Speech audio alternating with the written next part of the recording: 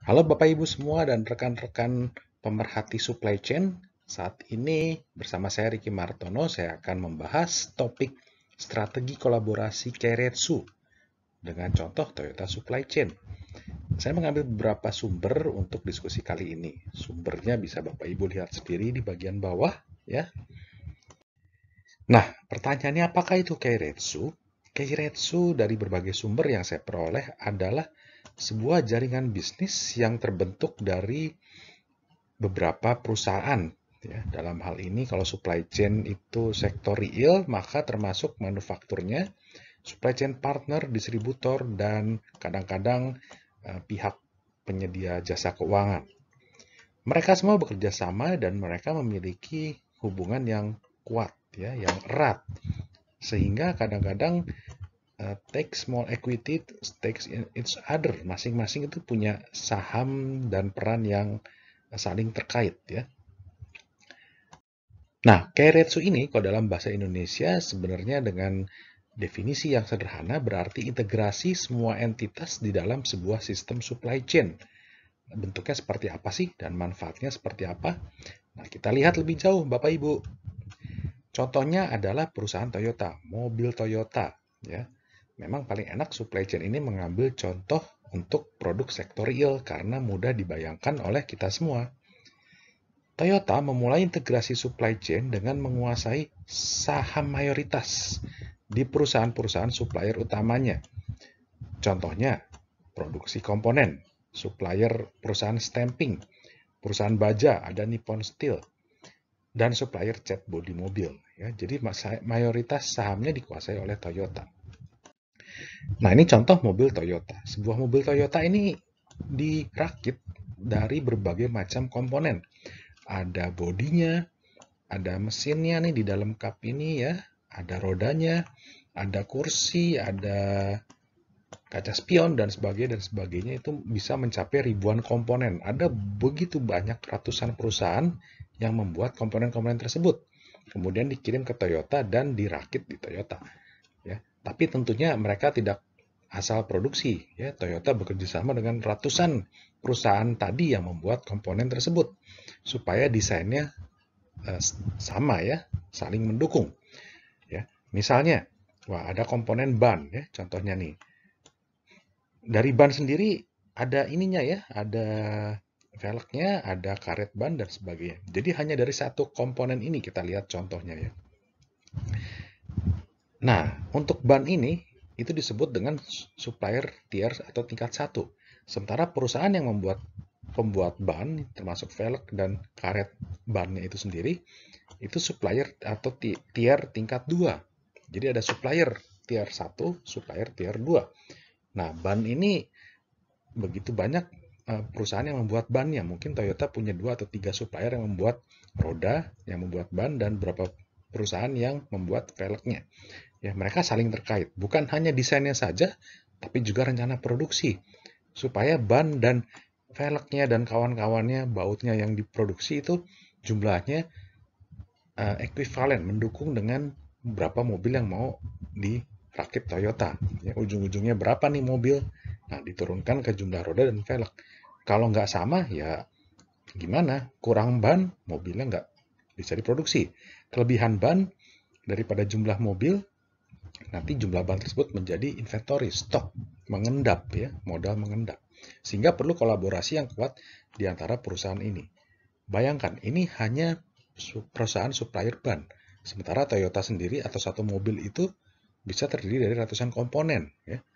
Ratusan perusahaan dikoordinasi. Nah, begitu kuatnya jaringan supply chain Toyota ini.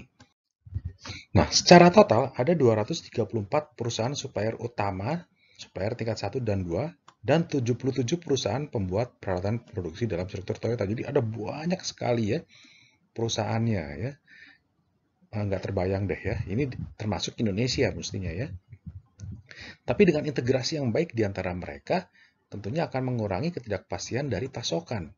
Jadi ketidakpastian pasokan, waktunya roda atau velg dikirim, mutunya seperti apa yang dikirim, berapa jumlah yang dikirim ke pabrik Toyota, nah itu semua tepat sesuai yang dibutuhkan. nggak telat, nggak terlalu cepat, jumlah pasokannya nggak terlalu banyak, nggak terlalu sedikit. Mutunya mencapai kualitas mutu yang sudah disepakati bersama.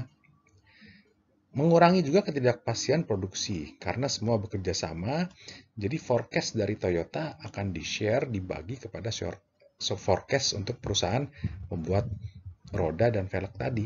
Sehingga masing-masing bisa membuat perencanaan kapasitas dan kualitas untuk jangka panjang, ya, jangka menengah untuk sekian minggu, sekian bulan ke depan.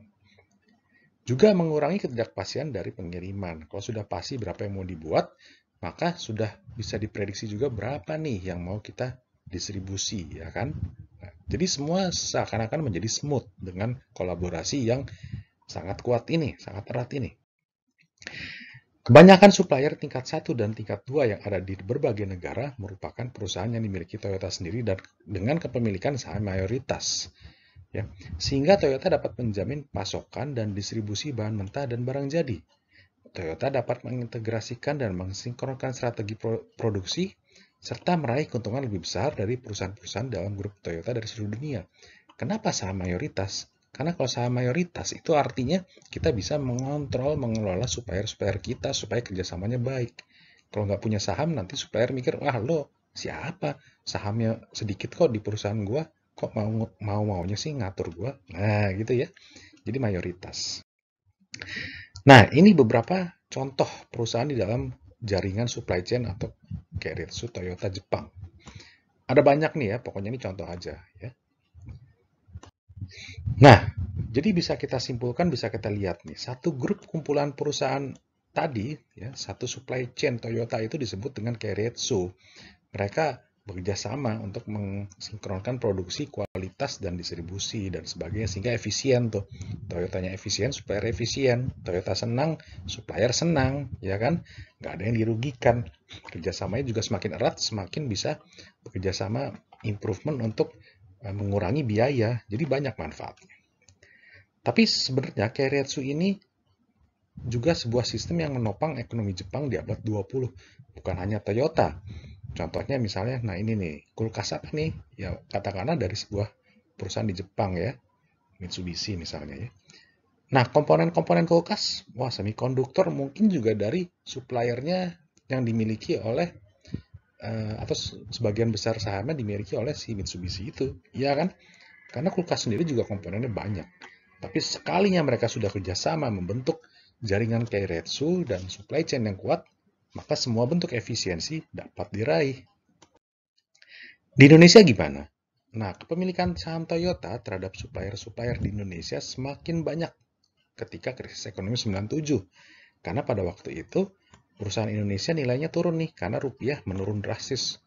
Wah, kita bingung nih ekonomi 97-98, tapi Toyota, wah gue beli deh, kan lo harganya lebih murah. Tapi jangka panjang gue atur supplier gue. Gue yang untung, kira-kira begitu. Setelah membeli saham, tapi bukan Toyota cuek-cuek, tapi Toyota mendidik supplier dan mulai mengintegrasikan sistem produksi, sistem informasi, dan kualitas. Ya. Termasuk juga kerjasama dalam membuat produk baru, produk mobil maupun spare part mobil. Apapun itu bentuk kerjasama menjadi lebih erat. Menarik kan? Nah, sehingga bisa dikatakan kalau semua perusahaan di dalam Keiretsu sudah melaksanakan kolaborasi pada tingkat synchronized collaboration atau strategic alliances. Ini kolaborasi supply chain yang ya paling mutakhir lah, paling atas kira-kira gitu ya. Karena sudah level strategik, bukan lagi yang level operasional atau yang ecek-ecek gitu ya. Nah, saya harap Bapak Ibu paham, mendapat gambaran mengenai apa itu konsep Keiretsu di Jepang. Nah, silakan follow IG saya di ricky.vmartono dan informasi-informasi lebih lengkap terkait supply chain di buku Supply Chain 4.0 oleh saya sendiri. Terima kasih.